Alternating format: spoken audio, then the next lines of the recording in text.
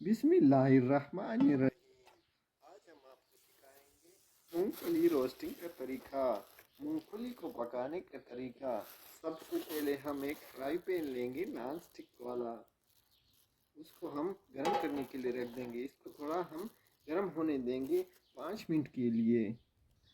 जी, तो fry pan को हमने चूल्हे पर रखे हुए 5 मिनट हो गए हैं। अब हम इसमें डालेंगे छिली हुई मूंगफली।